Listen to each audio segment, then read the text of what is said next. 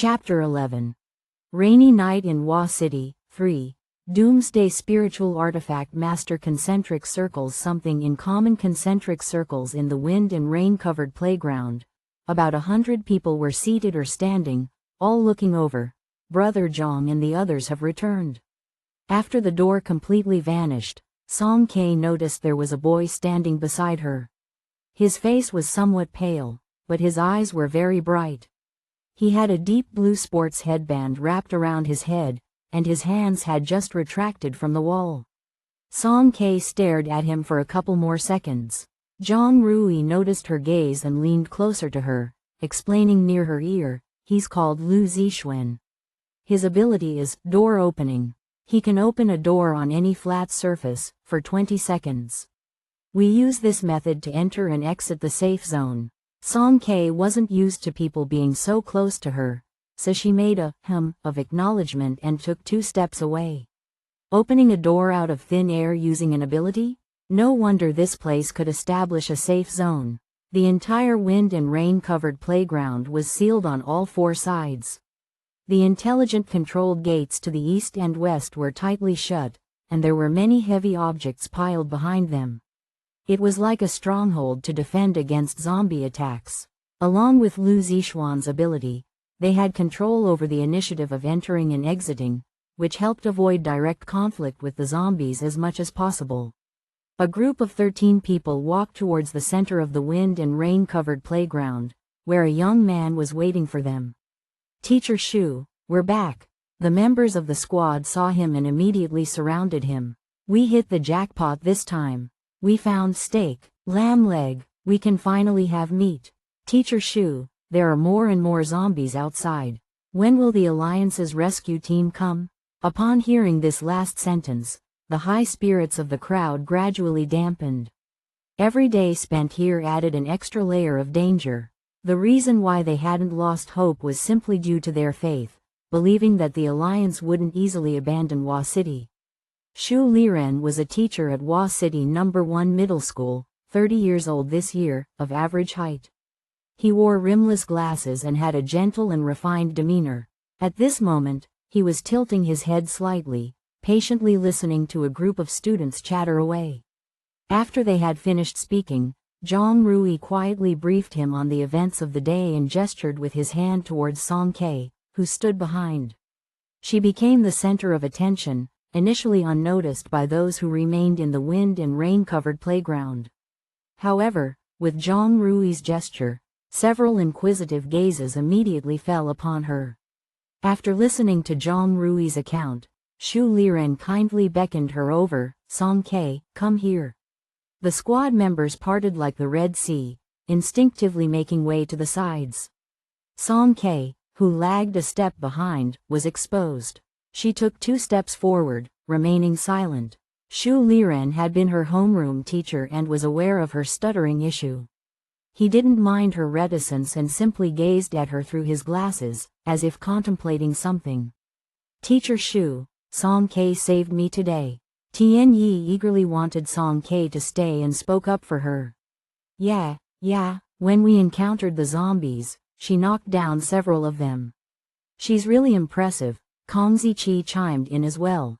The other members of the team, though they didn't say anything aloud, had eager expressions in their eyes. Song Kei's powerful skills had left a profound impression on them. With someone capable of fighting like this joining them, everyone's sense of safety improved significantly. "Professor Shu, let Song Kei stay," Zhang Rui proposed voluntarily.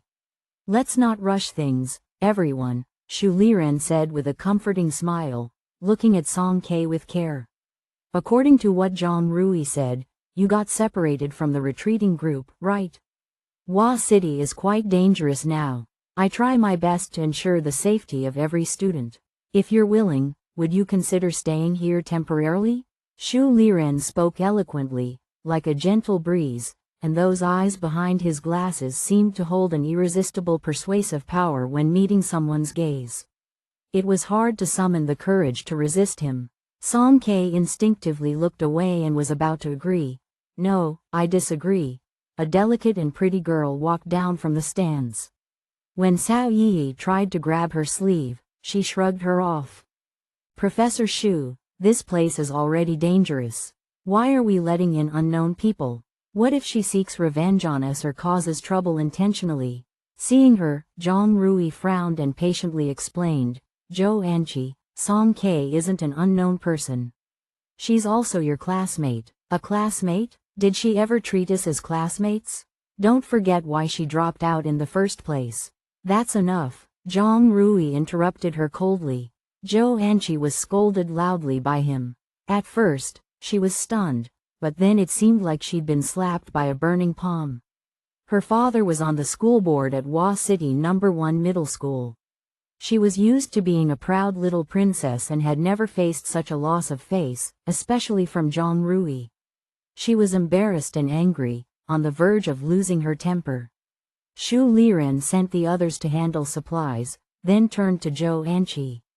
He calmly said her name, Zhou Anqi.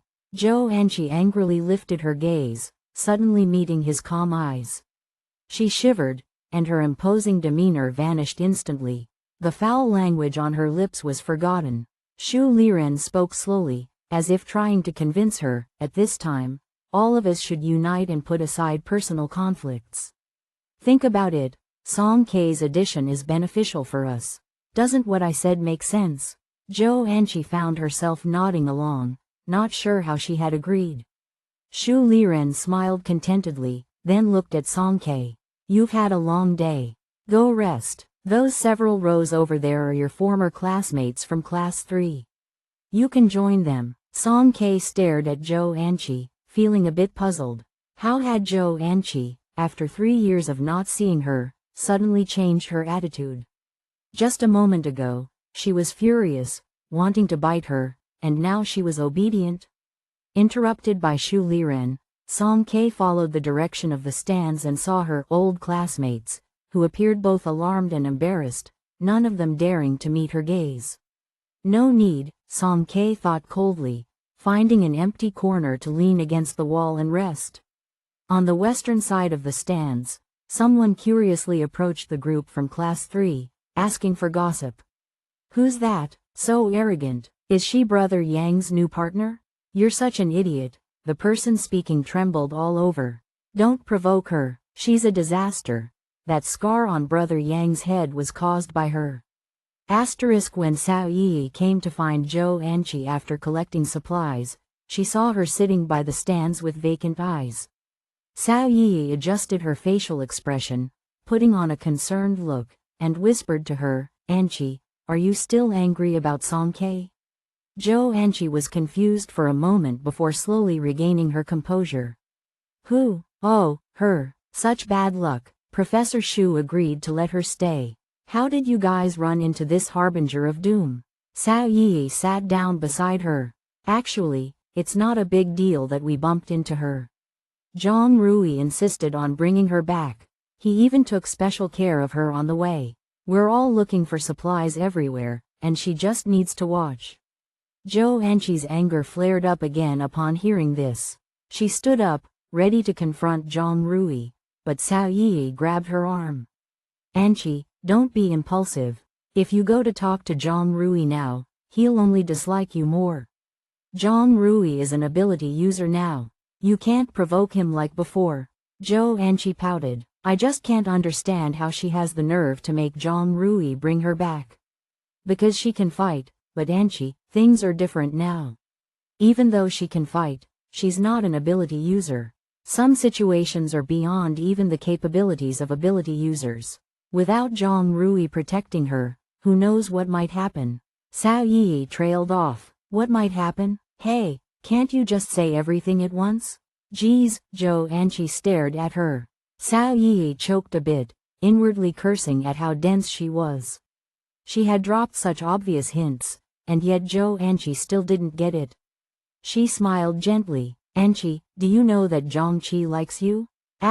Leaning against the wall, Song Ke let her supernatural power circulate slowly within her body, trying to control every subtle change.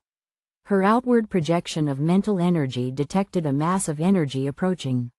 Opening her eyes, she saw Tian Yi placing a bag of meat floss bun in front of her. After being caught in the act, The chubby boy scratched the back of his head and shyly smiled at her. "Thank you for saving me today."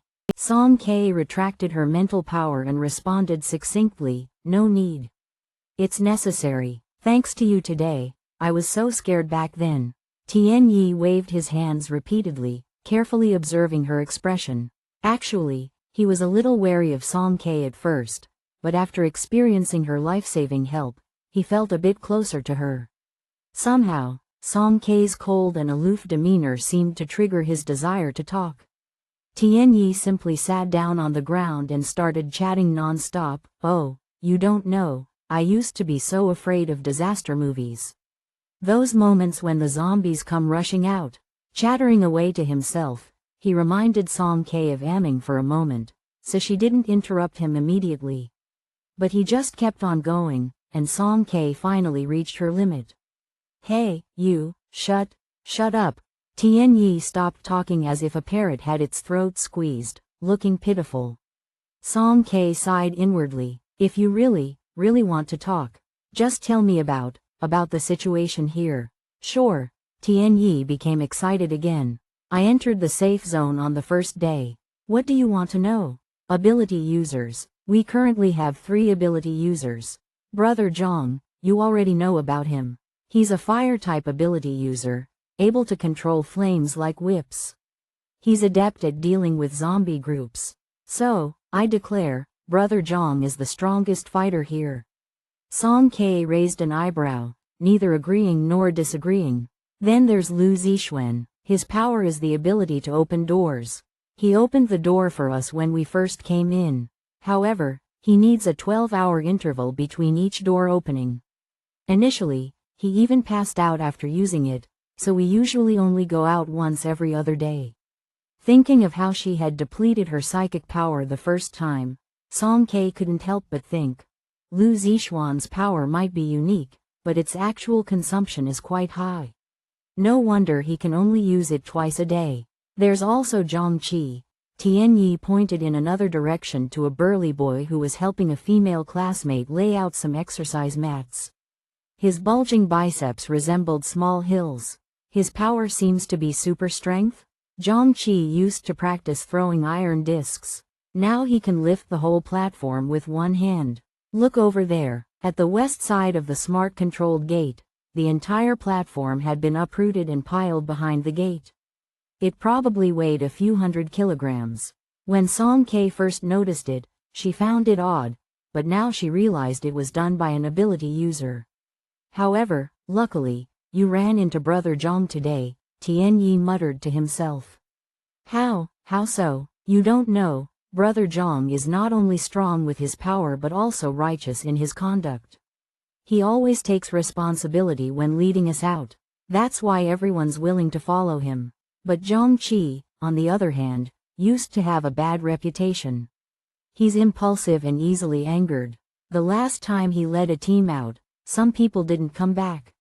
Song K looked at Zhang Qi. After helping with the mats, he moved over to the stands and chatted with a few guys, causing them to burst into hearty laughter. Not far away, Zhou Anqi gave him a disdainful look, then Cao Yi approached, and the two started talking. She shifted her gaze back and continued asking Tian Yi, "What about Professor Shu? It seems like you all listened to him." "Yeah, when the zombies first appeared, we were all terrified. Fortunately, Professor Shu was there. He organized our retreat and came up with the idea of the safe zone. We take turns going out to find supplies, and Professor Shu allocates personnel." "What about? Do you know how the powers awaken?" "I don't know. The Alliance hasn't released an official explanation. It's all just hearsay, true and false mixed together. If it wasn't for people like Brother Zhang who are genuine ability users, I probably wouldn't believe it either. But I've noticed they share something in common." Suddenly lowering his voice, Tian Yi leaned in and confidentially revealed, "I'm not sure about other ability users, but the night they awakened their powers, they all had a fever. Zhang Qi was the first to wake up, around 11 p.m. then Lu Zixuan, around 3 a.m., and Brother Zhang was the latest, waking up almost noon the next day." Chapter 12. Rainy Night in Hua City, 4. Doomsday Spiritual Artifact Master. Concentric circles teach her a lesson. Concentric circles. Was fever a precursor to awakening of supernatural abilities? Even long after Tianyi had left, Song Ke was still pondering this question. Would her 3-day high fever have any impact on her supernatural abilities? What exactly was the ability she had awakened? As one problem was resolved, new questions kept emerging incessantly, giving Song Ke a headache. Zhang Rui later paid her a visit, facing numerous gazes, and brought food and a mattress for Song Ke. From the past, she had always regarded him as a troublesome busybody, but she hadn't anticipated that after 3 years, he would still be like this. She was so fed up that she didn't want to bother with him at all. Perhaps sensing her impatience, Zhang Rui didn't linger much either. He just left after putting down the items. At night, the wind and rain on the playground subsided, and everyone lay on their mats, lost in their own thoughts, gradually slipping into slumber. Song Ke picked up her backpack from the ground and stealthily entered the equipment room in the darkness. Inside the stuffy equipment room, she bit her lower lip, undoing the bandages wrapped around her body. The gauze separated from her skin with a slight tug, and after removing all the bandages, Song Ke was momentarily stunned. Several wounds on her body, deep enough to expose bone, had actually healed within just a few days. Fresh, tender new skin had grown, and even when she lightly poked at it, it didn't hurt much. Was this related to her awakening of supernatural abilities? Her body's healing speed had significantly increased. Previously, Song Ke had been unwilling to walk alongside those soldiers, partly because of her injuries, especially the ones on her back and abdomen. At a glance, they looked grisly, so she intentionally wound long bandages around her arms. Her aim was to divert attention to her hands, thus downplaying the existence of other wounds. After all, she had been wounded by zombies, and she didn't know if any abnormalities would arise. The group of powerful and vigilant supernaturals, if they noticed anything amiss, given their inhumane treatment of those who showed abnormalities, the consequences would likely be unpredictable. After reapplying the ointment and tending to her wounds, Song Ke closed the door, retreating back to her corner. In the latter part of the night, she dozed off, hugging her backpack, until the tranquility of the safe zone was shattered by a loud exclamation. There's news. The Alliance has issued a statement. Spots of light from cell phones began to flicker one after another. The awakened individuals who were awoken by the noise didn't even have time to complain as they rubbed their eyes and checked the official messages. It's true, the nearest rescue team is less than 80 kilometers away from Hua City. They say they will clear out the peripheral zombies first and then dispatch starships to the urban area for rescue. Survivors can upload their locations. This is fantastic, we can finally leave. The girls embraced each other, jumping and rejoicing with tears of joy. The hope of survival ignited the entire safe zone. Nobody felt sleepy anymore. They gathered together, excitedly discussing. Shu Liren gathered a group of students for an emergency meeting, seemingly discussing matters about contacting the rescue team. Song Ke wasn't interested in their meeting's contents. She rolled over, facing the corner of the wall, and continued to sleep. When she escaped from District 177, she had already known that a rescue team would be coming in the next couple of days. The news now confirmed it, and for her, it meant just another place to wander. What she didn't expect was that, in a short while, the group that had just finished the meeting was heading straight toward her. Song Ke, wake up. We need to talk to you, Song Ke? Representing them, Lin Sha called softly for quite some time, but Song Ke, with her face buried in her bag, was sound asleep and showed no response. In fact, she had awakened when this group of people had approached, but with so many people buzzing around, her morning irritation got the best of her. She wasn't really keen on dealing with these people. Shu Liren knelt down in front of her, as if he knew she was awake. He said in his usual tone, Song Ke, today Zhongqi is preparing to lead a team to the Starship port to gather information. We're missing one person. Would you be willing to go out for a bit? Although it was phrased as a consultation, a dense crowd of people was behind him, and dozens of pairs of eyes were fixed on her. Everyone was waiting for her answer. Unable to pretend to be asleep any longer, Song Kei slowly opened her eyes and let out a big yawn. Feeling so sleepy, her eyes even welled up with tears. Seeing that she wasn't taking it seriously, Zhang Qi's expression immediately turned grim. Xu Liren paid no mind to her impoliteness and continued to persuade her gently, Song Kei, everyone in the team has their own position and contribution. You're new here, and fairness is important in the decisions I make as a teacher, right? I know you're skilled and capable of handling this task. I've talked to Zhang Qi, and he agrees with your involvement. Through the corner of her eye, Song Kei saw Tianyi madly gesturing behind. Zhang Rui stepped forward, his lips tightly pressed. Professor Xu, let me lead the team today.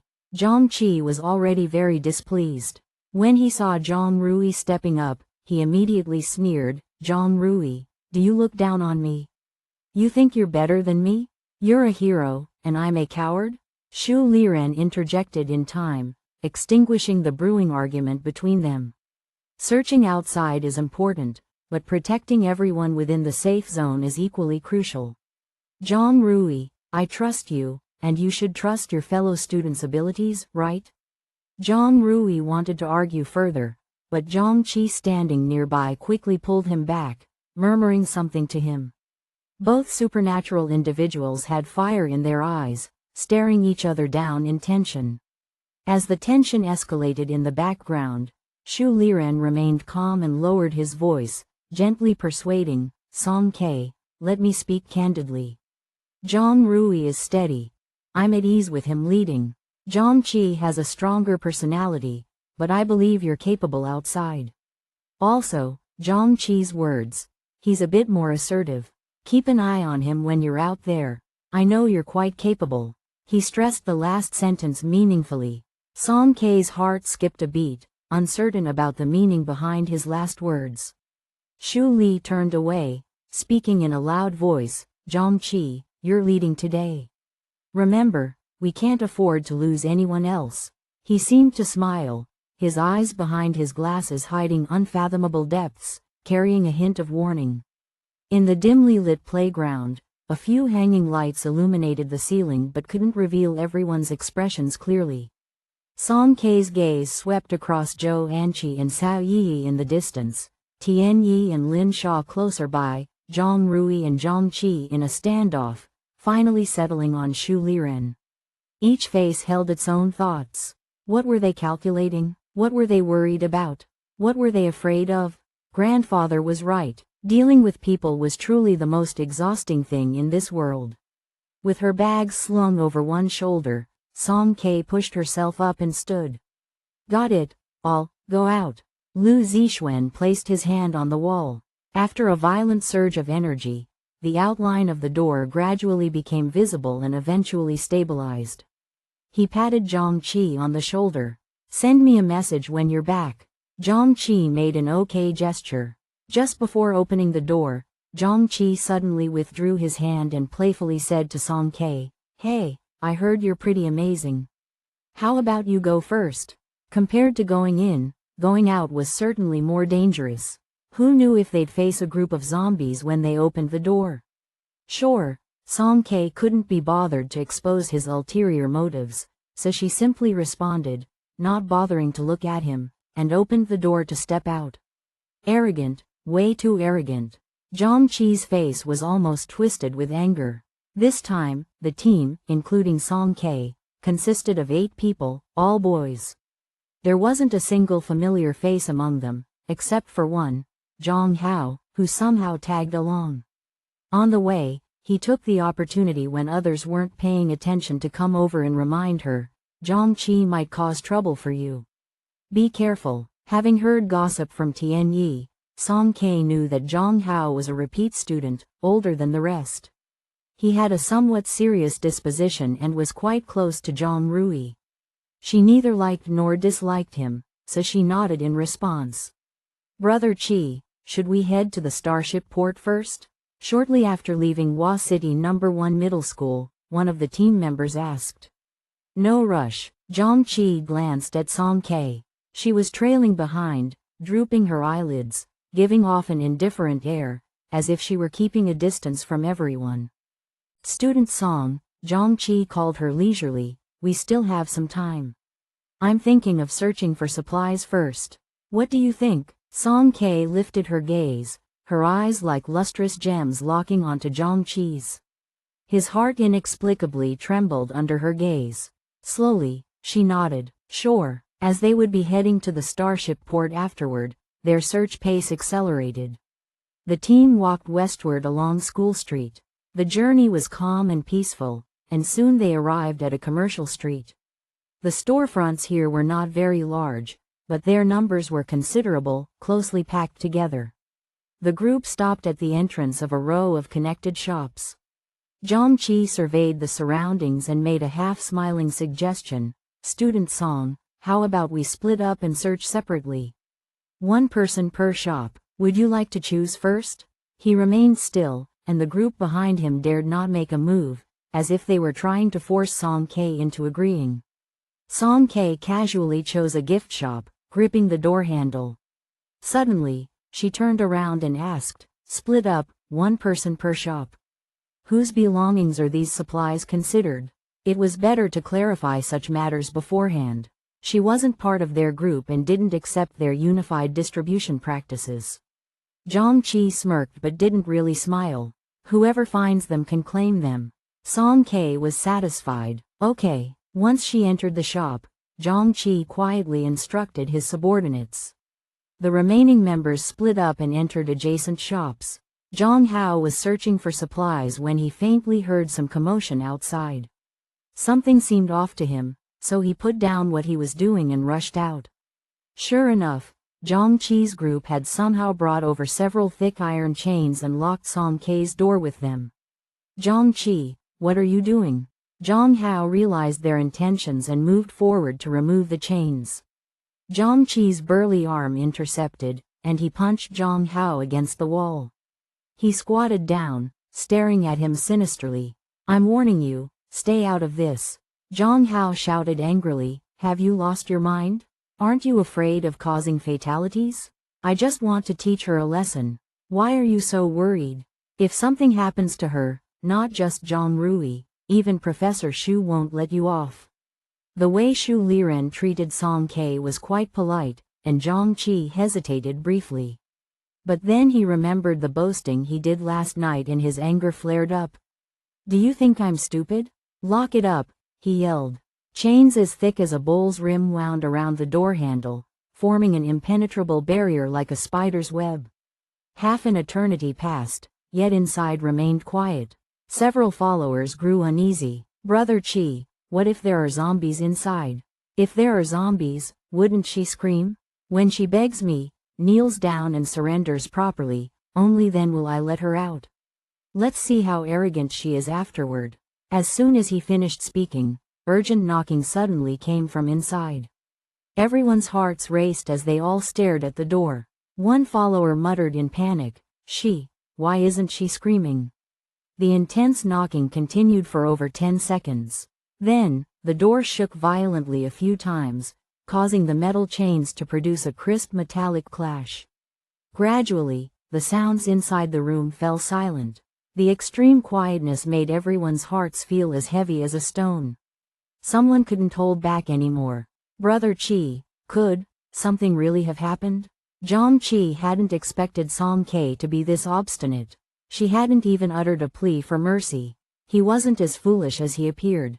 He really wanted to bring her to the brink, but in the current situation, it was difficult to decide. Gritting his teeth, he held on for another 5 minutes. Sweat rolled down his face. Finally, unable to bear the psychological pressure, he said, "Go open the door." Before they could take action, an earth-shaking roar erupted from inside. Bang, bang, bang. 1, 2, 3 consecutive roars echoed. In full view of everyone, the entire shop door split from the middle, sending debris flying in all directions. Amidst the dust, Song Ke appeared like a war deity descending from the heavens. Shouldering a massive azure warhammer 3 times her size, she stood before them. She locked eyes with Zhang Qi's group and tugged at the corner of her mouth.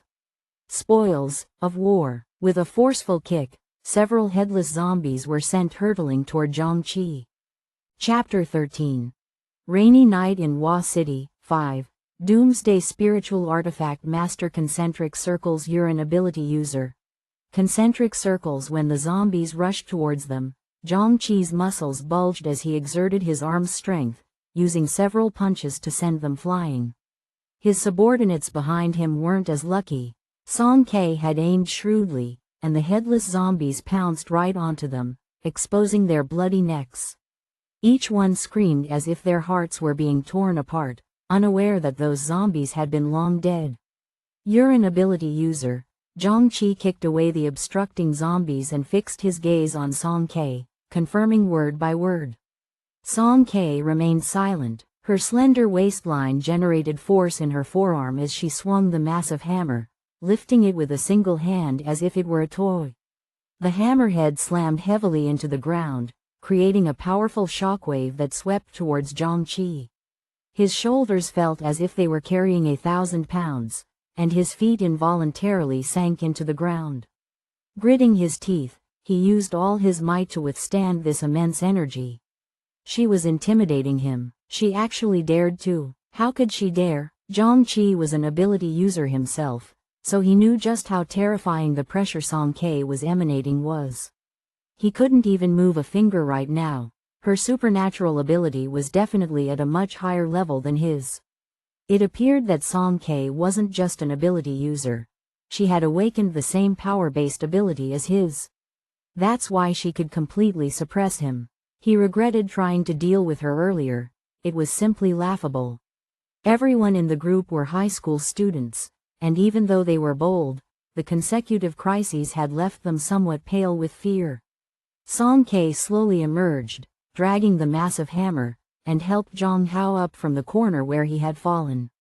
Zhang Qi had held back when he attacked, leaving only minor injuries on Zhang Hao's back, scraping off a layer of skin, and causing some minor abrasions on his limbs. However, his movements were unaffected. Zhang Hao's face didn't look good, though.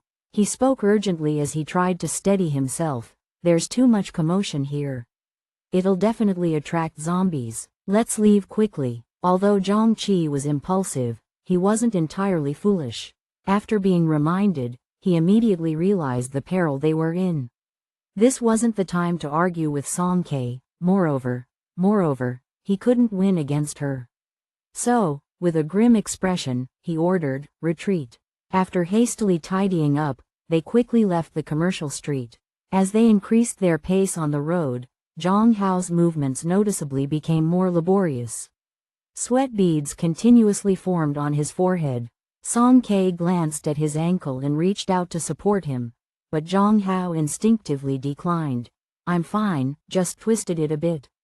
Oh, since he didn't need help, Song Ke calmly withdrew her hand.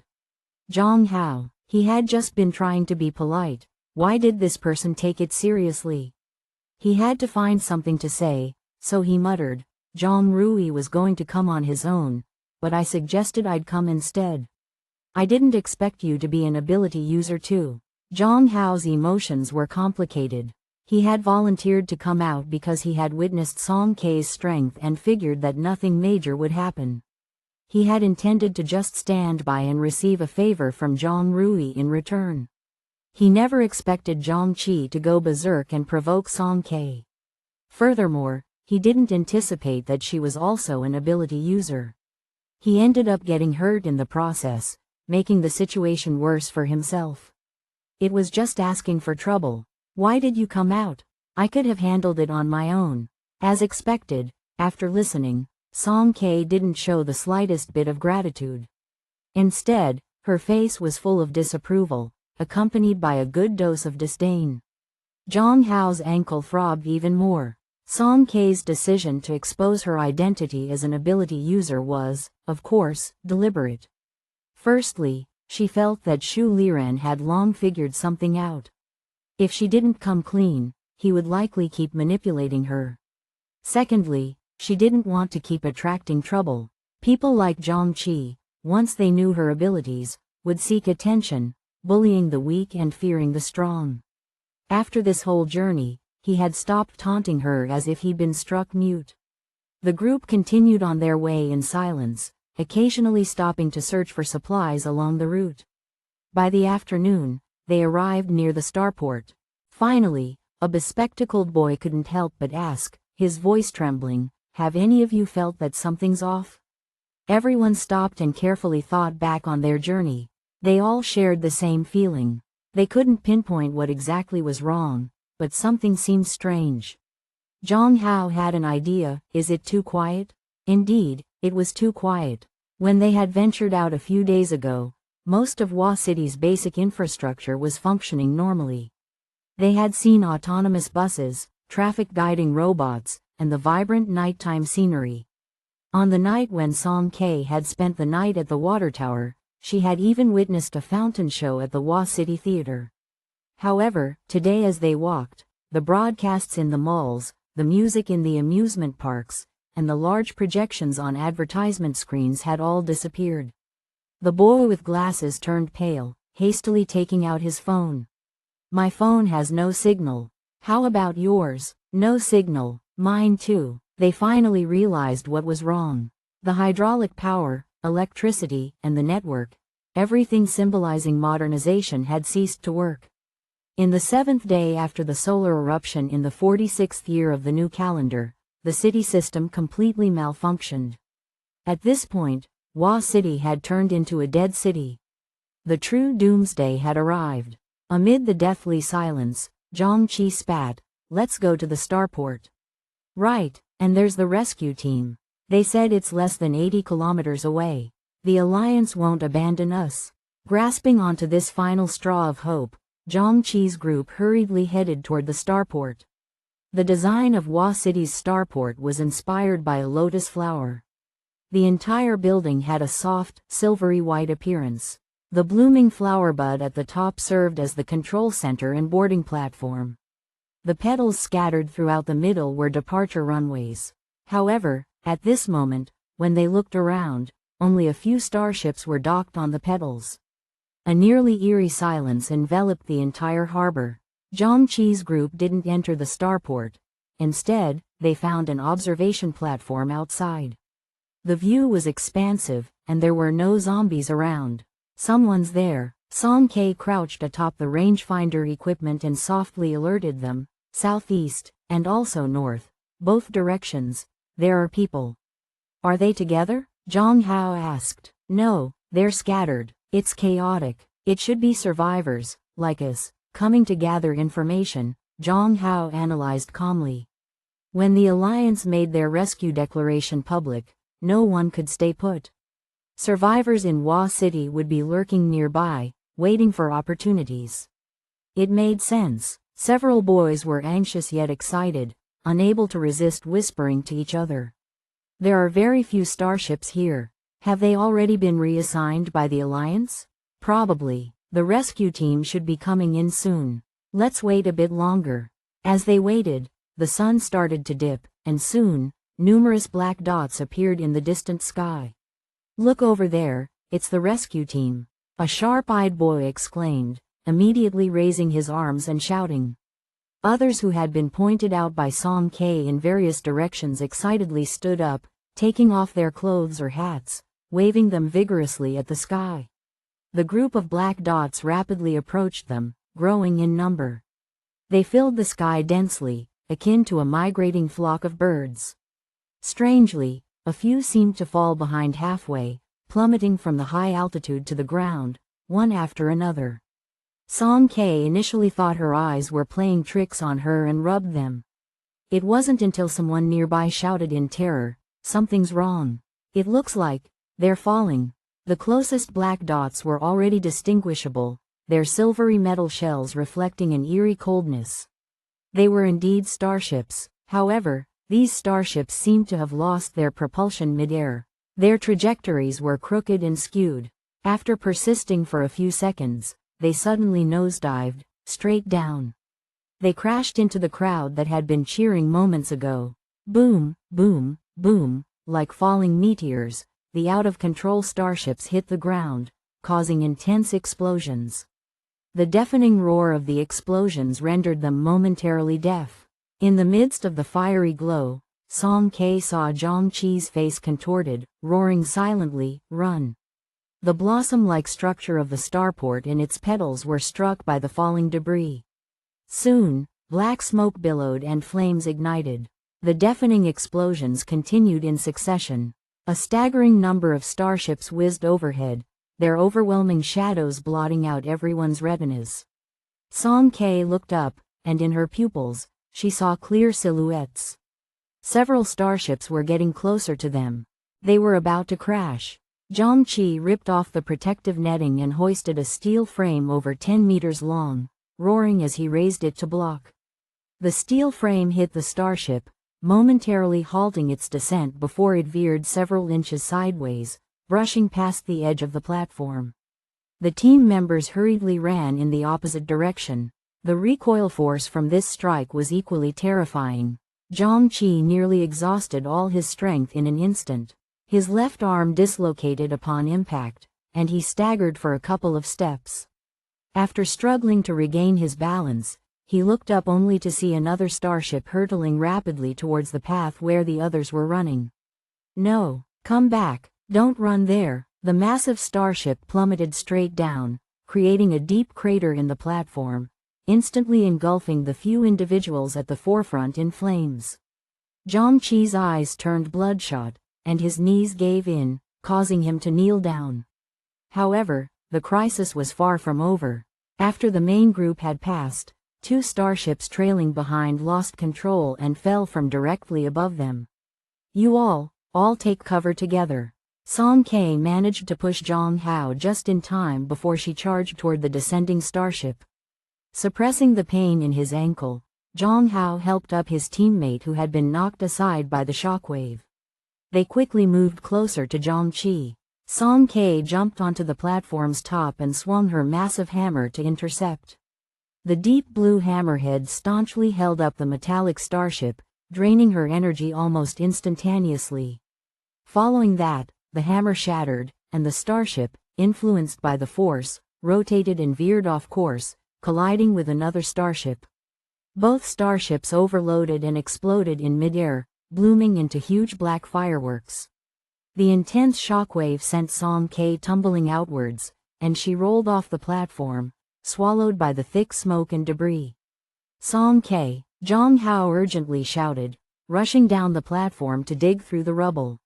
As they dug, two more individuals emerged beside them, Zhang Qi, whose arm was hanging limply, and another boy who had come to assist. After about 5 minutes of digging, the pile of debris finally shifted, and Song Ke crawled out, her face covered in ash. She looked severely injured, with one arm badly burnt, blood dripping from her forehead down, and with a cough she said, Let's get out of here first." Supporting each other, Zhang Qi, Zhang Hao, and the other boy limped out of the explosion zone. Behind them, the Lotus port was ablaze, while ahead, a massive fleet of starships swept across Wa City, bombing a path from north to southeast.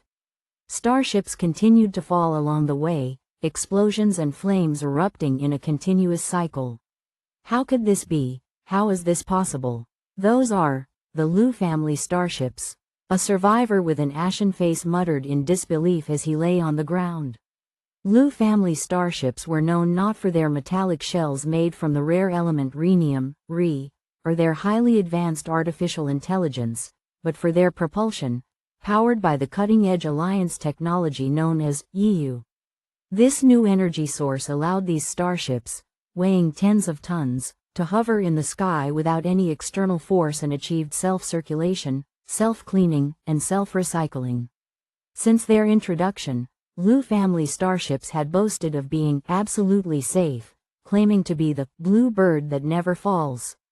Over the decades of operation, they had never experienced a single accident. These were Lu family starships, the pride of the Alliance. However, in this moment at the Wa City starport, over 100 starships collectively crashed, like a meteor shower of shattered beliefs. After leaving the starport, Zhongqi and the others could no longer hold on, collapsing from exhaustion on the ground. The survivor who had narrowly escaped death couldn't stop sobbing. What do we do? Starships are gone, the rescue team is gone. What do we do now? Let's head back to the safe zone, Zhang Hao suggested.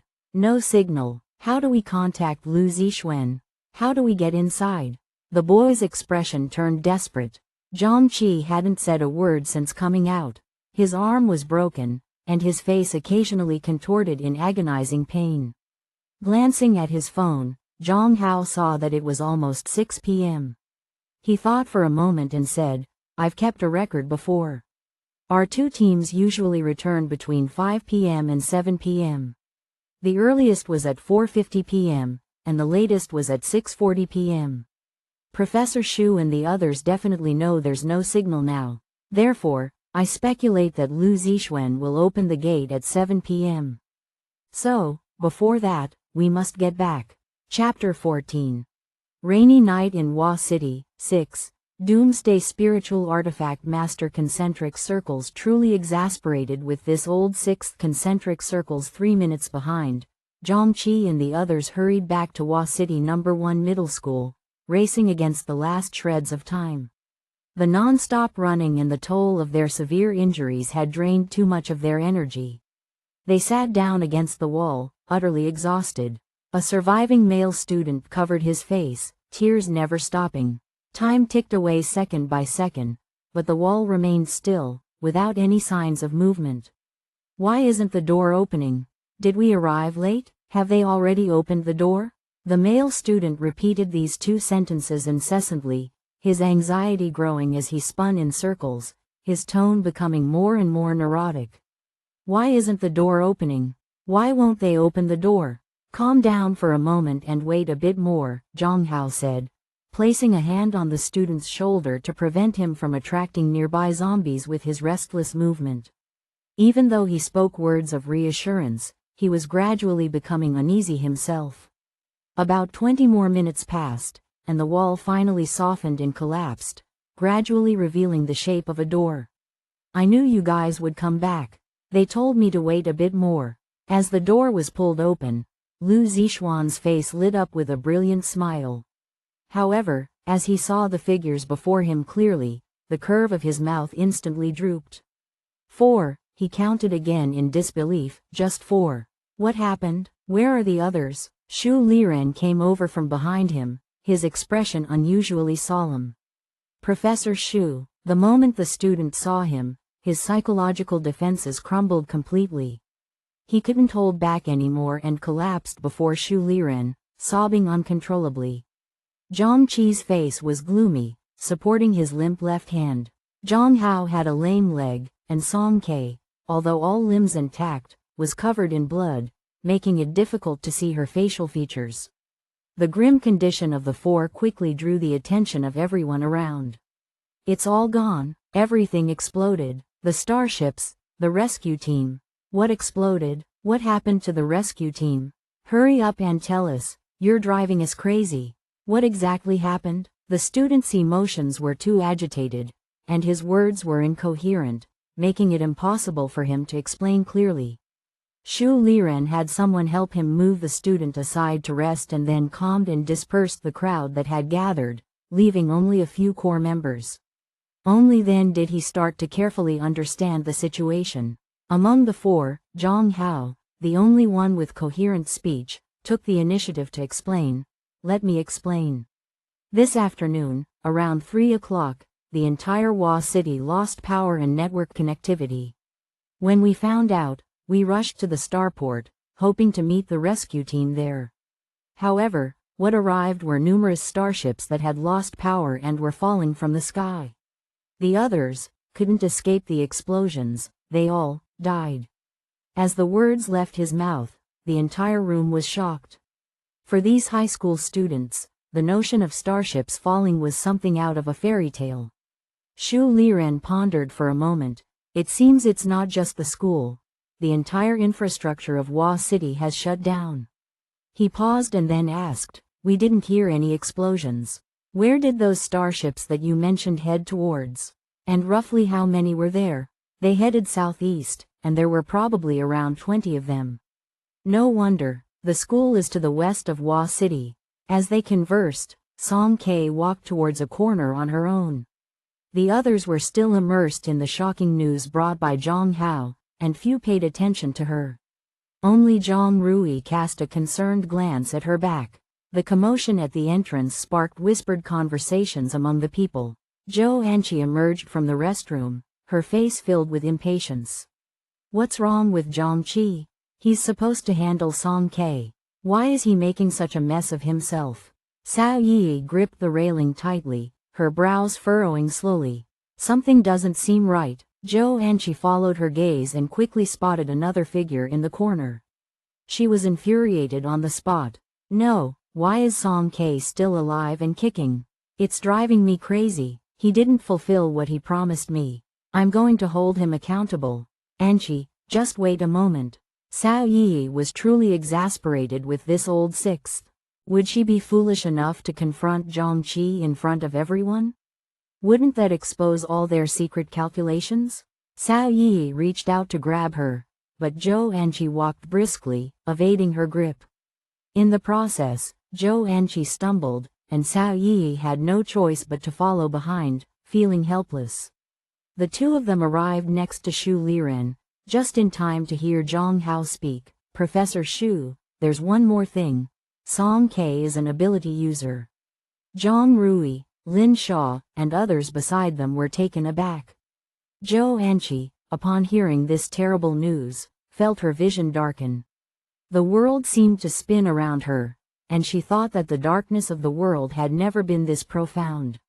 Shu Liren pushed up his glasses, a sharp glint passing through his eyes. His tone remained gentle, though. Oh, what kind of ability user is she? Same type as me, a power type. Zhang Qi, who had been silent until now, suddenly interjected. And her level is roughly similar to mine. Zhang Hao gave him a sidelong glance. He remembered how Song Kei had suppressed Zhang Qi in front of the store entrance, unable to move. He found Zhang Qi's inflated bravado somewhat ridiculous. However, Zhang Qi's intact hand was tightly clenched into a fist, emitting faint creaking sounds. It was evident he had exerted a lot of force.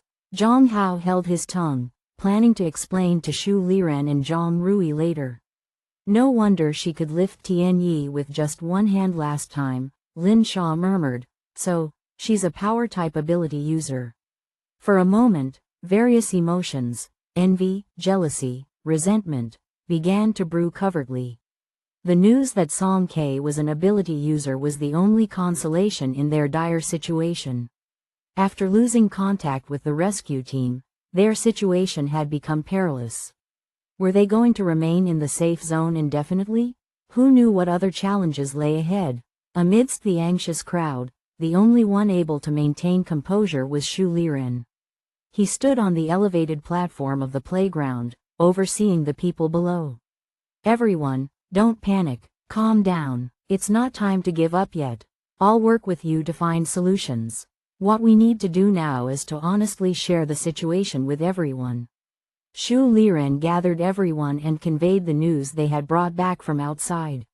No water, no electricity, no network, starship crashes, coupled with the disconnection from the rescue team. One heavy piece of news after another weighed down on them, shrouding them in darkness.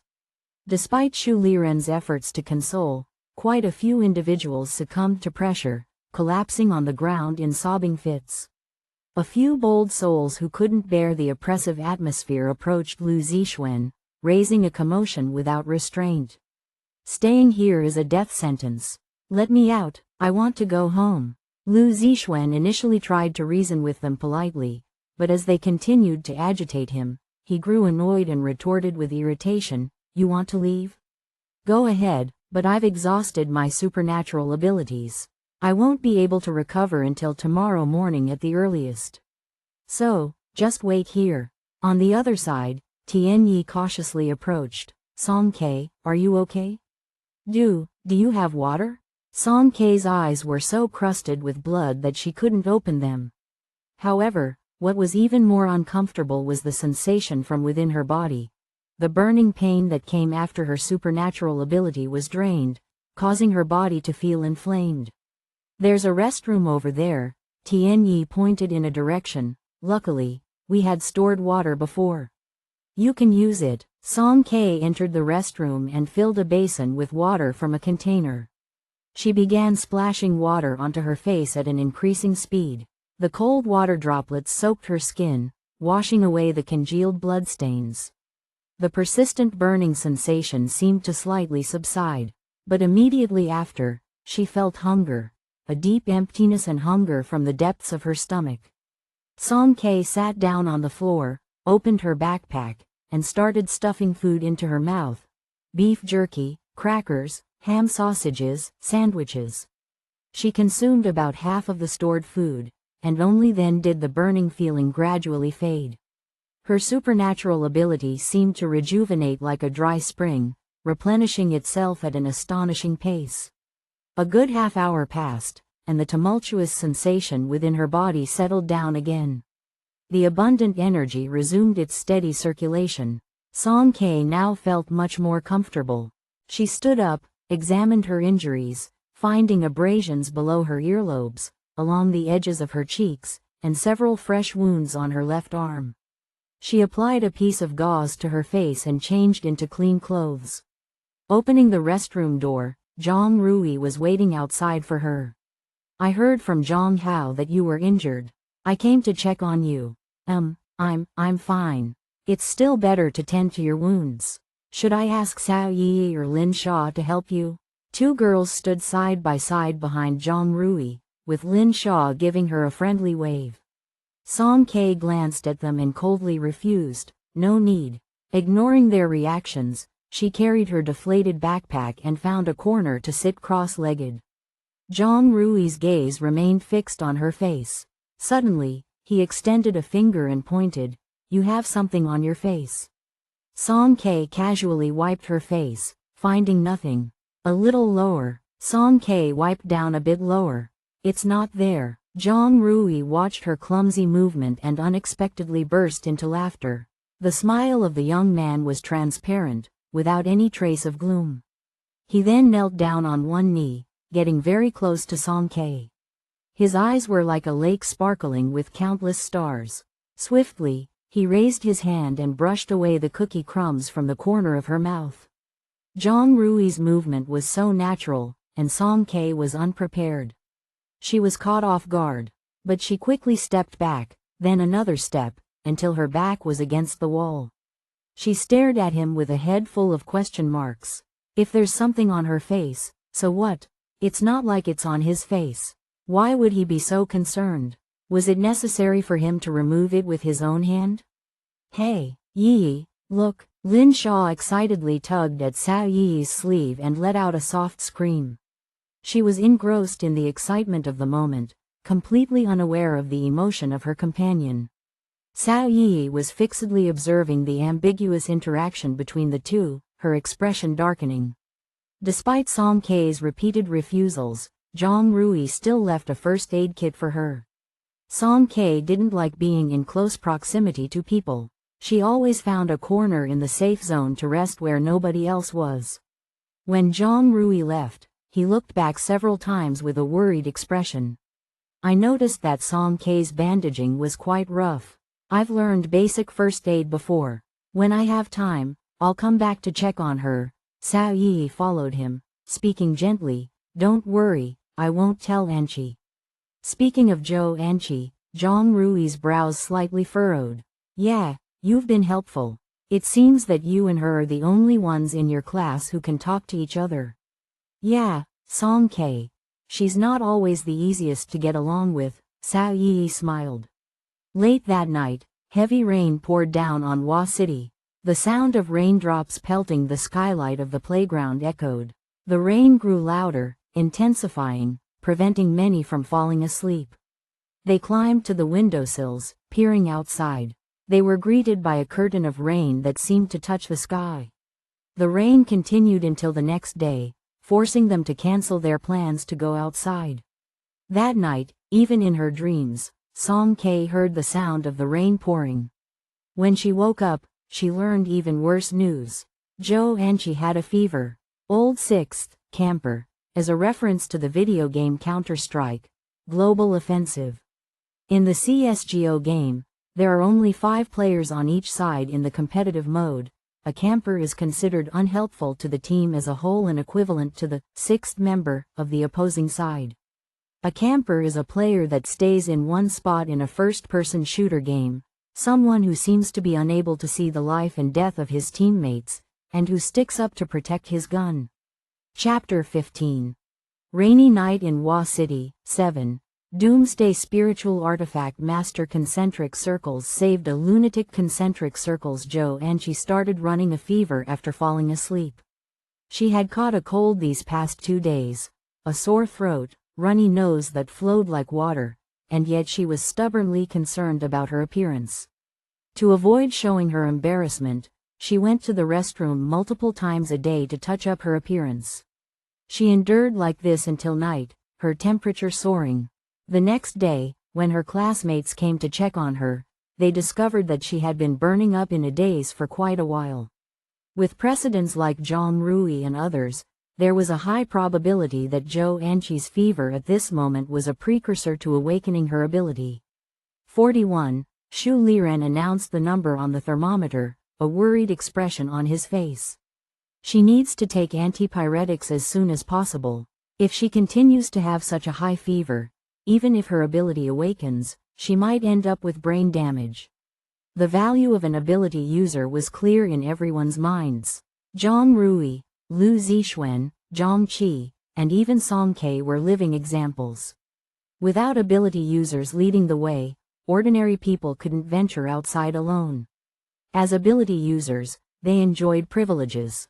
Despite Song Kei's indifference to group activities, her sporadic attendance in meetings, and her lack of interest in collective actions, Xu Liren still tolerated her behavior. Even if Zhou Anqi had a terrible personality, as long as there was hope for her ability to awaken, she wouldn't be easily given up on. However, the current issue was that when they hastily evacuated from the school earlier, they didn't have enough medical supplies, especially prescription medicines. They had to take the risk of searching outside. But it's still raining outside. That's right, going out in this kind of weather, even if we don't encounter zombies, people might still die, right?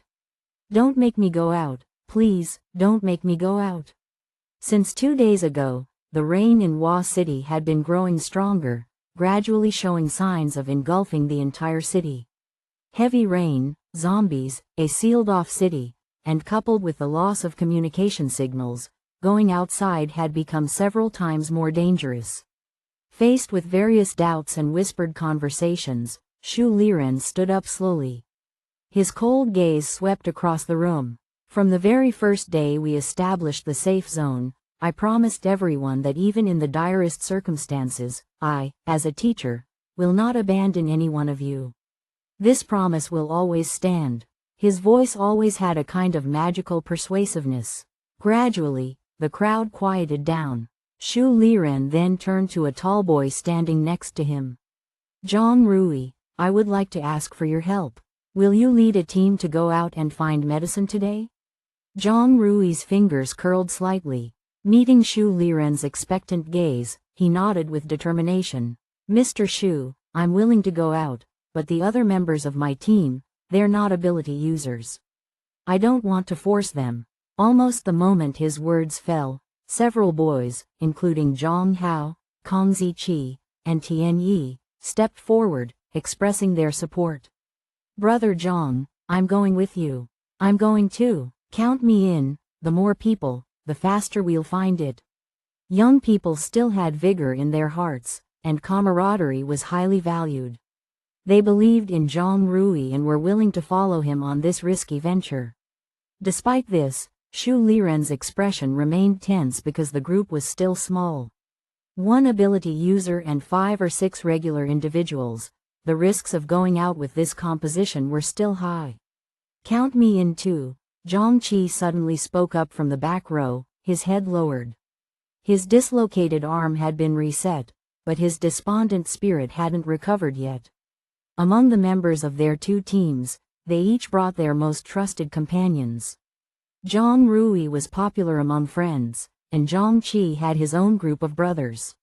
However, that day, he had helplessly witnessed his good friends being engulfed by flames, intensely hating his own helplessness. Since then, a psychological shadow had been cast, and these past few days, he even felt a strong aversion to the idea of going out. Now, the girl he liked lay on a mat, her life hanging in the balance, her face pale from the torment of high fever. Could he really be so cowardly as to beg others for help again?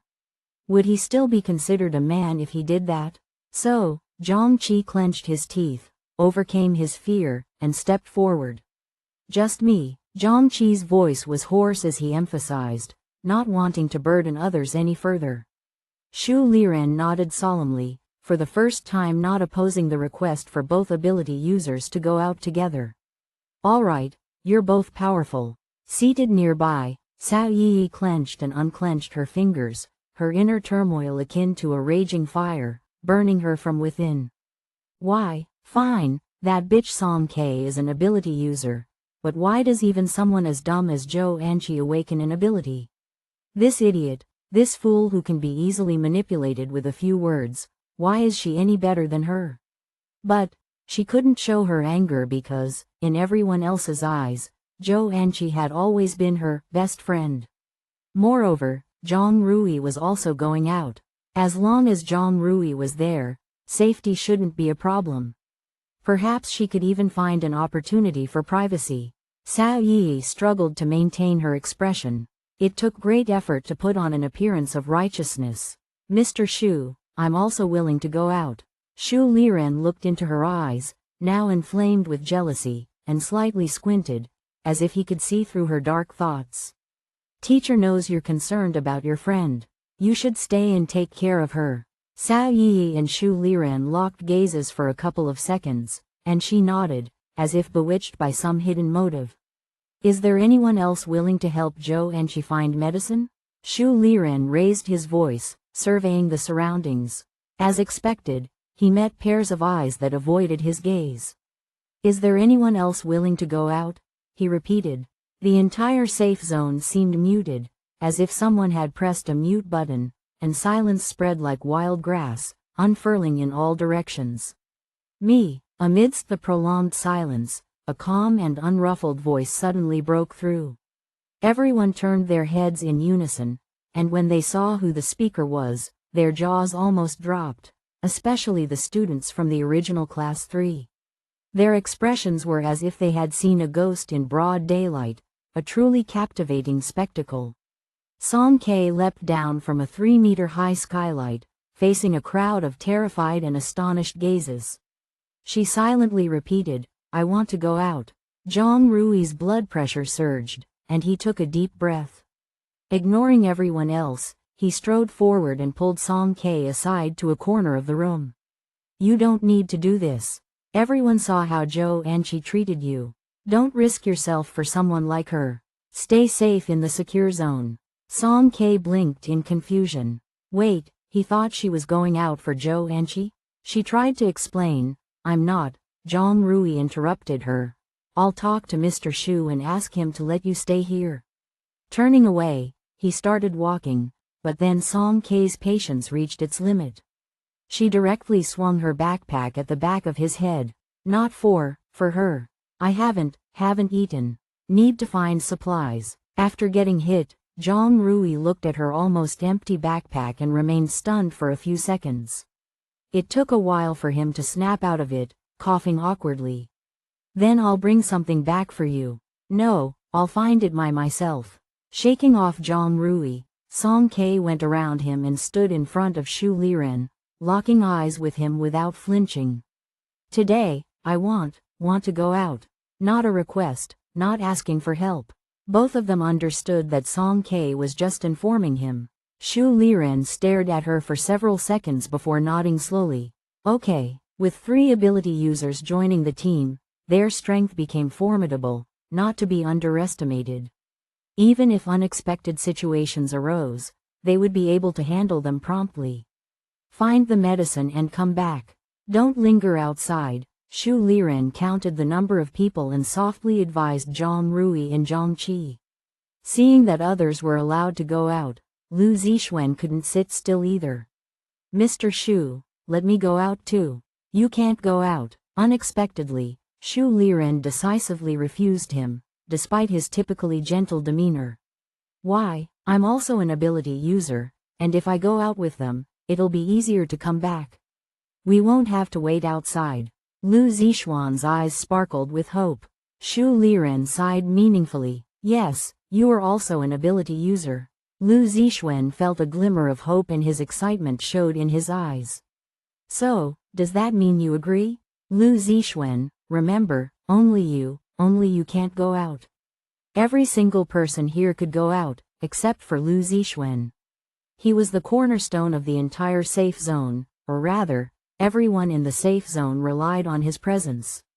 If he were to go out, and something happened outside, if he couldn't come back, or worse, if he abandoned everyone and ran away, what would the remaining people do? The entire sports field was both a comfortable area constructed by Lu Zixuan himself and a cage that trapped him. Lu Zixuan hadn't realized this truth and was still standing there, disappointedly protesting. However, others instantly understood and exchanged various glances privately. The members about to go out used their time wisely, putting on raincoats and checking their backpacks, making preparations. Song Kei walked along the wall and pushed open the equipment room's door. Her gaze swept over the mountains of shot puts, javelins, and discuses. When she emerged, she was carrying a huge umbrella. Its canopy was incredibly wide, and when opened, it could shield half the sky. The umbrella ribs hung slightly downward, making it look more like half of a steam basket cover than an umbrella. Her umbrella was indeed quite peculiar.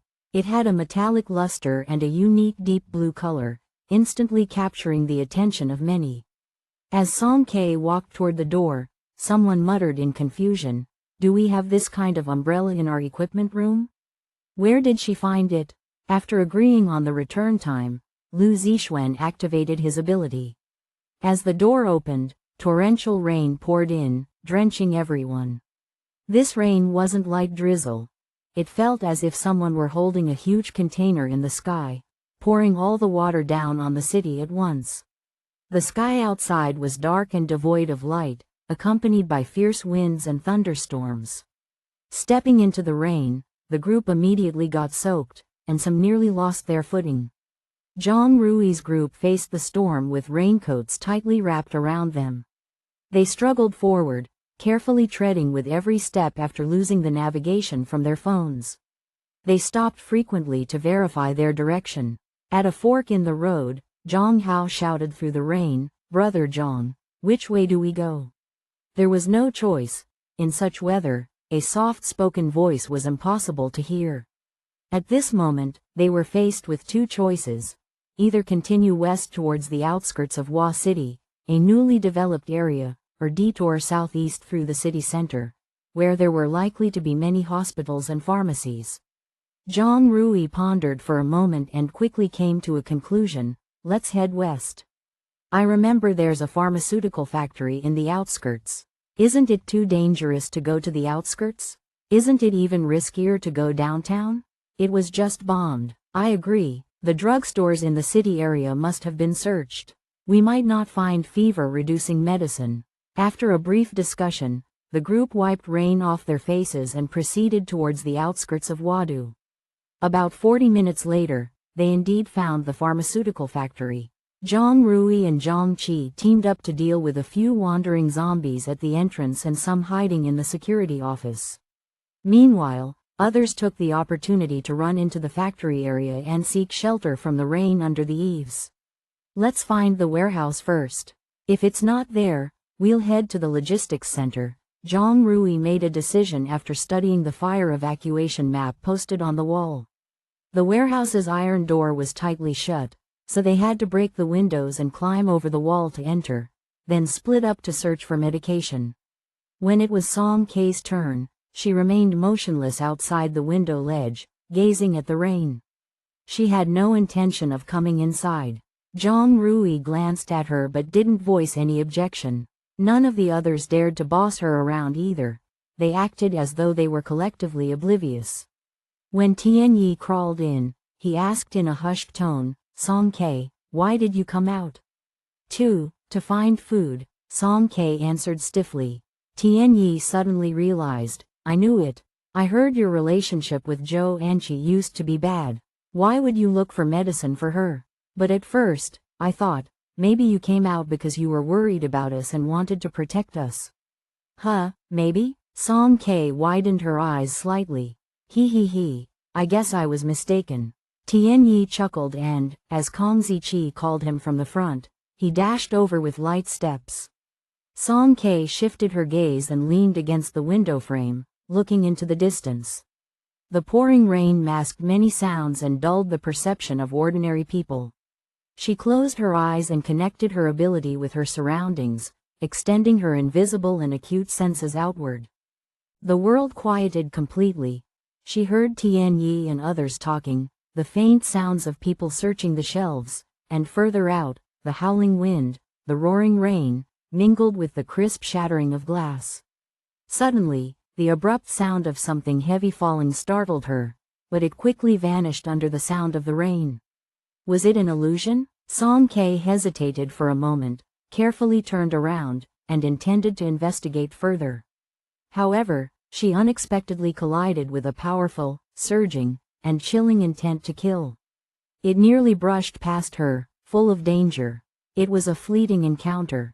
It's an ability. She abruptly opened her eyes, her gaze like a torch, staring straight ahead, 100 meters away. Numerous factory buildings stood there, hidden among the trees' shade, making it impossible to pinpoint their exact locations. Song Ke turned back. The high school students behind her remained oblivious, still busy searching for items. Too close. The killing intent from that ability user was so strong she could sense it even here. If the other side detected her, these people would be in great danger.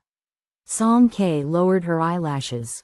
Tianyi, hey, did you call me, Song Ke? It was the first time Tianyi had been called by her, and he ran over eagerly like a puppy. What's over there? Song Ke pointed towards the misty rain. I don't know. Seems like it's within our jurisdiction. I know. Kong Ziqi joined in, casually putting his arm around Tianyi's shoulder. There's a big research facility there called Qingsong Biotech. Last time my dad drove me by, and I took a good look. Wow, the guard at the entrance glared at me. Song Ke listened quietly as he finished, picked up her umbrella, and headed outside. Where are you going? Just going to take a look. You can't. It's too dangerous for you to go alone. Tianyi grew anxious at once and lunged to grab the large umbrella, but Song Ke dragged him several meters forward with determination. Brother Zhang. Seeing that they couldn't convince Song Ke, Kong Ziqi cleverly decided to report to Zhang Rui. What's wrong? Zhang Rui arrived quickly. Song Ke wants to go out. Zhang Rui hesitated only for a second, then swiftly put on a rain hat. Where are you going? I'll go with you. After shaking off Tianyi's hold a few times, Song Ke finally managed to free herself from his grip. She lifted her gaze, coldly warning, no, don't bother me, and don't follow me. Zhang Rui's movements faltered, and he felt a chill from head to toe. He had seen this kind of gaze from Song Ke before, 3 years ago. When he hurriedly arrived at Class 3's classroom, she had stared at him like that, her pitch-black eyes devoid of any emotion. The next day, she dropped out of Hua City No. 1 middle school and hadn't appeared since. All right, I won't follow you. Zhang Rui's heart twinged painfully. He cleared his throat and asked, will you come back? Song Ke opened the umbrella and hopped into the rain with a few strides, her figure gradually disappearing. Again, why does she always act alone? She has no sense of unity. Someone had noticed the commotion here and couldn't help but complain. Song Ke was indeed being too stubborn. Even Tianyi didn't know how to explain for her, so he had to awkwardly clarify, well, she's an ability user, you know. Ability users tend to have strong personalities. Besides, she'll come back after she's done. Why is she the one doing something special? Brother Zhang and Brother Qi are ability users too, but they haven't. Zhang Rui's brows furrowed, but before he could say anything, Zhang Qi interjected with a scolding tone, "Shut up, all of you." The bones that had been set after his dislocation were still throbbing faintly. Zhang Qi hadn't initially wanted to intervene, but he couldn't help thinking about that day when Song Ke had leapt into the air to intercept the starship for them. A surge of anger overcame him. Let her go, let her be arrogant, let her be reckless. She would sooner or later die outside. Enough with the chattering, let's find the medicine quickly. He grumbled and scolded, but no one knew who he was actually speaking for. Qingsong Biotech, a modest and stylish plaque stood in the center of the lawn, the heavy rain adding a touch of mystery to it through its cleansing touch. The architecture here presented an inverted, mountain shape overall, with testing factories and various laboratories on both sides and a 5-story comprehensive building in the middle. The facility had long been automated, and no traces of zombies were found along the way. However, in the offices of the factory buildings, several decomposed bodies lay in uniforms bearing the Qingsong Biotech logo. They sprawled across the floor, their coagulated blood extending to the doorway, now cleansed by the pouring rain. Song Ke's heart sank. These people had been deliberately killed. The opponent she was about to face was far from benign. Song Ke understood this and became even more cautious in her demeanor. In the midst of the howling wind and pouring rain, a slender figure maneuvered between the buildings. After scouting the areas on both sides, Song Ke finally fixed her gaze on the central comprehensive building. To avoid premature exposure, she closed her umbrella and slowly approached in the heavy rain. Unexpectedly, the main entrance of the building was a sturdy steel door. She tried pushing it, but it didn't budge. If she used force to break in, an alarm would undoubtedly go off, alerting others. Song Ke had no choice but to give up and search for another entry point. Finally, on the side, she discovered a row of arched windows. However, even the lowest windows on the ground were quite high. She tiptoed and reached out her hand, but she was still quite far away. Song Ke inverted her umbrella, using its handle to hook onto the anti-theft mesh, jamming it into a gap. With a leap, she easily pulled herself up onto the windowsill. After wiping away the mist outside the window, she could faintly see 2 figures inside, one tall and one short. Indeed, there were people inside. It was a laboratory of about 40 square meters. Song Ke cautiously leaned out half her head, her ear pressed against the window glass. The conversation inside gradually became clear. There was a man and a woman. Both of them had their backs to her. The woman had long curly hair, and the man was slender, wearing a white coat. "Where is it? I advise you to hand it over quickly," the man demanded sternly. "Don't waste time with him. Search him directly. If you can't find it, break one of his legs." The woman's voice sounded impatient. She stomped forward with her toe, as if she stepped on something, and Song Ke heard a muffled groan. She clung to the windowsill and inched upward. It was then that she noticed a man sitting in the corner. The man had light-colored eyes, a few strands of hair falling onto his forehead, and looked exceptionally disheveled. Yet, amidst the rain and mist, he exuded a thrilling sense of beauty. His upper body was straight, but his right leg was softly bent and immobilized, with fresh crimson blood still seeping out. Despite his severe injuries, a faint smile hung on his lips. His entire presence seemed fragile and contradictory. Perhaps Song Ke stared a bit too long, for the man suddenly, without any warning, lifted his gaze and looked directly at the window. Their eyes met through the rain-soaked glass, causing Song Ke to lose her focus for a fraction of a second. "Someone's there. Who's there?" The man and woman quickly noticed her and rushed toward the window.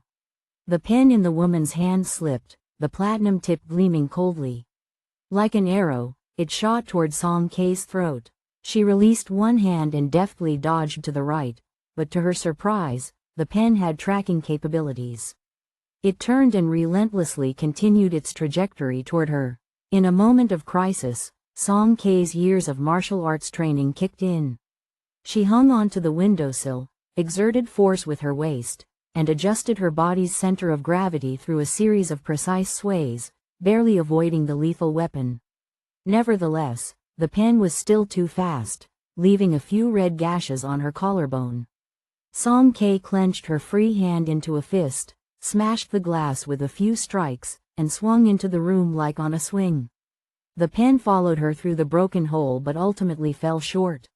Faced with Song Kei's preparedness, it had lost its threat.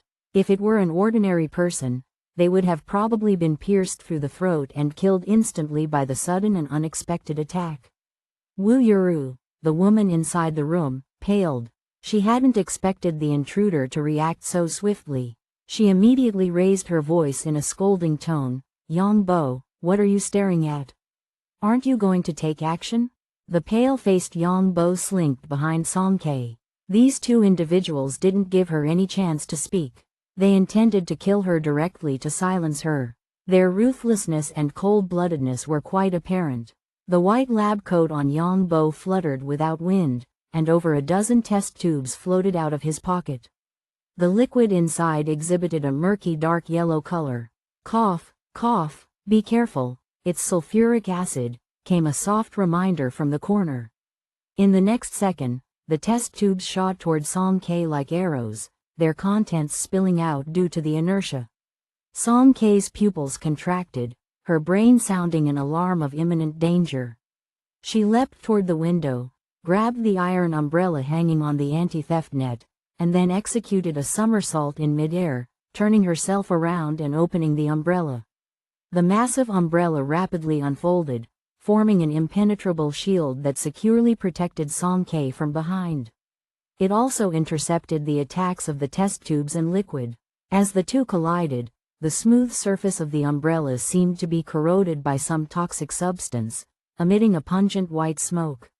Almost simultaneously, a fluorescent blue shine lit up the surface of the shield, illuminating even the walls, before gradually subsiding. The remaining liquid on it was absorbed entirely. Wu Yuru, who had been watching on the side, had a sudden change in her expression and spoke with urgency. "Kill her quickly.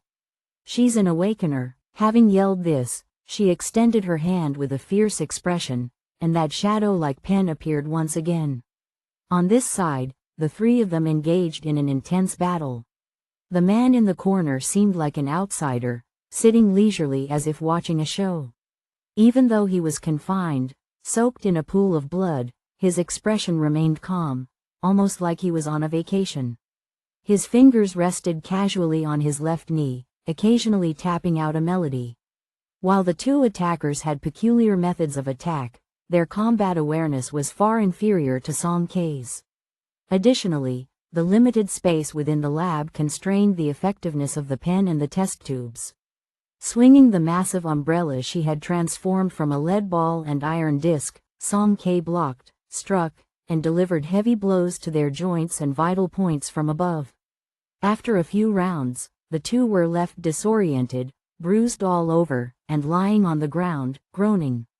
Jumping down from the lab table, Song Kei looked once again at the corner. From the eruption of the battle to its conclusion, the man in the corner hadn't shown any astonishment. Neither the unusual attack methods of the two nor her unconventional weapon, the enchanted umbrella, seemed to evoke any emotional fluctuations in him. Meeting her gaze at this moment, the man's lips curled upward. "Cutting the grass, cough, cough, without uprooting it, there will be endless troubles." Song Kei furrowed her brows. Almost as his words faded, a multitude of test tubes flew at her from behind. "Not this move again?" Song Kei countered by opening the umbrella in her hand, her line of sight momentarily obstructed. When she moved the umbrella away again, she found the woman gone. A faint sound came from the back of her head. In a life-or-death situation that left no room for delay, Song Kei swiftly turned around, her eyes on Wu Yuru, whose hair was disheveled. The ferocious pen was aimed straight at her eyes. "Die," she shouted. Song Kei's eyes remained calm and composed. Unfazed, she drew a short sword from the umbrella's handle. A move upward thrust, she blocked and deflected the pen, sending it spinning in reverse, crashing into the wall and shattering. A move to repel. Wu Yuru was first struck by the fierce sword energy, and then the short sword that followed impaled her sternum, pinning her harshly against the wall. After dealing with Wu Yuru, Song Kei turned around and swung the iron umbrella in her hand, sending its several hundred-pound weight crashing down on the frail Yongbo. He was pressed down, unable to move, and promptly spat out blood before losing consciousness. In less than a minute, the battle was decisively over. Song Kei looked at the man in the corner for the third time. He put away his smile and began slow applause. Quite impressive, easily taking down 2 sea-level awakeners. Is your power related to that umbrella? A weapon-based ability? No, it seems like it can transform. The man's raven-like eyelashes fluttered as he analyzed, muttering to himself. Gradually, he seemed to understand. Ah, I see, it's a metal-based ability. Song Kei's initial reaction was. Then, in the next second, while her expression seemed impassive, a storm was raging inside her. Observing her astonishment and confusion, the man's expression registered a hint of surprise. Huh? Don't know anything, do you? This little girl who seemed to know nothing, yet had managed to survive unscathed in the apocalypse, dared to wander outside during such a torrential rain? Perhaps, she wasn't just incredibly lucky. She might be incredibly powerful and fearless as well. Judging by her performance just now, she most likely belonged to the latter category. A lone, powerful, yet naive top-tier awakener? Hey, indeed. She seemed very easy to manipulate. The man's gaze shifted, and a few thoughtful traces appeared in his eyes. Song Kei snapped back to reality, casting a wary glance at him. She silently picked up the iron umbrella that had been on top of Yongbo and was about to leave. Her grandfather had once said that the secret to his longevity of 103 years was minding his own business. Since the advent of the apocalypse, due to various unexpected situations, Song Kei felt like she had aged several years prematurely. This man seemed to be trouble, and her rationality reminded her it was best. No, it was imperative, not to get involved with him. After all, the danger here had been eliminated. She should hurry back and meet up with Tian Yi and the others. Hey, the man called from behind. You forgot your sword, he said. Song Kei turned her head and saw him struggling to stand up on his almost disabled right leg. He limped to the wall, pulled out her short sword, and then, right in front of her, forcefully stabbed it back into Wu Yuru's heart. Wu Yuru trembled all over. Within a few seconds, she lost her breath. The man withdrew the sword, then turned to thrust it into Yongbo on the ground. Hot blood sprayed out, adding a cruel, bloody touch to his handsome profile. A chill ran down Song Kei's spine. She stared at him with frosty eyes. The man lifted his head, revealing a weak smile. He explained to her in a mocking tone, "Do you think I'm ruthless? But if I don't kill them, then it's me who dies. The feeling of being at the mercy of others is truly unpleasant." This person could kill and still smile without a care. He was without a doubt the most cold-hearted person Song Kei had ever encountered. The man tossed the sword back to her. Song Kei instinctively caught it. Then, he calmly retrieved a handkerchief and wiped away the blood stains, all the while lifting his eyelids to observe her. Outside, the pouring rain drummed against the windows, creating a continuous sound. The two stood there, one by the window, the other leaning against the wall, quietly facing each other in confrontation. Yes, quite composed, unshaken even when Mount Tai collapsed before her, her mental resilience was quite impressive. The man set aside his probing thoughts, and a smile curled on his lips. "Little girl, you saved me. I don't have much to repay you with. After thinking it over, how about offering myself to you?" Song Kei stared at him as if he were insane, slowly brandishing the short sword in her hand. You were sick, do you want to seek death?" Emotions were finally stirring within her, and her stammering tendency escalated at this moment, revealing her unease. Ha ha, the man laughed like a malevolent character causing calamity for the nation, his dark trousers completely soaked with blood. Leaning against the wall, he appeared anything but embarrassed. Instead, he radiated an eye-catching brilliance, as elegant as a nobleman. He gazed deeply at Song K and said confidently, "You won't kill me." This person, Song K felt exasperated. She sheathed the sword and turned to run, 1 foot already on the windowsill. "Hey," he called after her. Song K didn't stop, silently reciting, "I won't listen, I won't listen, I won't listen," as she popped open the umbrella and prepared to leap into the rain. "I am a researcher at the Qinglin Institute." The Qinglin Institute. Song K was familiar with this name. She had heard it on the television at the martial arts school. It was said to be the most top-tier and enigmatic research institution in the Alliance, renowned internationally for its achievements. "Aren't you curious? About the apocalypse, about your powers, and even about the origin of this torrential rain in Wa City? No one has told you anything about these matters so far, right?" Song K's back stiffened. She retorted with the stubbornness of a dead duck, "I'm not curious. If you weren't curious, you wouldn't have shown up here today." The man's lips were pale due to blood loss, but he seemed oblivious to it, still attempting to seduce her. "You want to know the real truth? I know everything, or rather, I know even more than you could imagine. How about we make a deal?" 3 sentences made Song K stop in her tracks. She stood by the windowsill, the sound of pouring rain in her ears, while a struggle raged within her. What Song K urgently needed right now was the truth.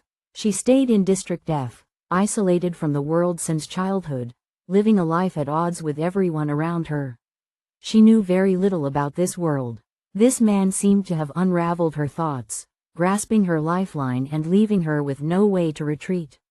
If there really was someone who knew all the secrets about the apocalypse and was willing to tell her, she wouldn't be able to refuse. How can you prove it?" Song K's heart was already wavering. The man smiled, pulling out a work badge from his pocket with the name, Qinglin Institute, on it in his own photo. Song K took a glance and found the photo not as good-looking as he was in person. "How do you want to trade? If I'm not mistaken, you have companions, right? Transfer me to a safe zone and then find a healing-type awakener for me." Okay, there was a safe zone. The sports field of No. 1 middle school would do. As for a healing-type awakener, she hadn't seen one, but she could look for one gradually. The man's request wasn't unreasonable. Song K retracted her leg hanging outside the window and jumped back into the room. The deal was struck, and the man seemed to breathe a sigh of relief. He sat down weakly, asking, "Do you have any first aid supplies?" Song K rummaged through her backpack, taking out some bandages and medical supplies. She pushed them toward him. Without changing his expression, the man quickly did a simple job of dressing his wounds, swaying a bit when he stood up. With such a major injury, jumping out of the window was clearly out of the question. Song K had no choice but to head towards the door. The man followed behind in silence. She walked a dozen meters, turned around to look, and found that the man had only moved less than 2 meters. Trouble, this was truly troublesome. Song K took a deep breath, turned around, and approached him with determined steps. She stared at him from top to bottom, then reached out and grabbed his waistband. "What are you doing?" This was the first time the man had lost his elegance since entering the room. His expression was no longer composed. Instead, his handsome face bore a cold and stern look. Ignoring his outburst, Song K held onto his collar with her other hand. With a slight effort, she lifted him off the ground, his heels hovering about 2 inches above the floor. You're too slow." The man grabbed her wrist, veins pulsing on his forehead. "Turn left after leaving the main entrance of this building. It's the second building there. You'll find a medical equipment production line for assistance devices. Go look. There should be a wheelchair. The door downstairs, it's locked," she reminded him. She could freely come and go through the window, but a wheelchair was too big to fit. Going through the main entrance would require her to spend time and effort dismantling the door. It was better to just carry him down directly. The man took a couple of steps forward and pulled out a silver-white access card from a drawer. Here, use this to swipe. Song K went to the place he indicated and indeed found a variety of finished wheelchairs. They came in various styles and looked state-of-the-art, with a bunch of complicated buttons. She grabbed 2 with her hands, 1 in each hand, and hurried back to the main building. In the laboratory, the man propped himself up and sat in the wheelchair, his forehead beaded with cold sweat. Can we go now? Song K urged him. Just a moment. Before leaving, he maneuvered the wheelchair to the bodies of Wu Yuru and Yang Bo, bending down without avoiding Song K and purposefully patting them down. Finally, he took off Yang Bo's valuable watch and Wu Yuru's string of pearl necklaces. Song K was absolutely astonished, her worldview shattered. What kind of person was this? Even at a time like this, he was still thinking about seizing a few things? Facing her incredulous gaze, the man smiled wryly, his voice slightly trembling. It's not what you think. Song K nodded absently a couple of times, avoiding his gaze with unease. She began to reflect on whether her impulsive decision was correct, or should she just leave him here and sneak away?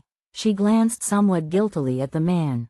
After plundering the belongings of the 2 deceased, he sat with his hands neatly placed on his knees, smiling at her. Song K. Oh no, she couldn't run away now. With a sigh, she resignedly walked towards the man. At the entrance of Chingsong Biotech, the majestic signboard stood tall and unwavering, like a silent witness to the bloodshed and conflict that had taken place here. Song K opened her umbrella, firmly shielding both of them. With one hand, she pushed the wheelchair and stepped into the endless rain curtain. The muggy sea breeze blew against them, instantly wetting the man's knees and her back. The pouring rain gradually swallowed their figures, leaving only faint traces of conversation in the air.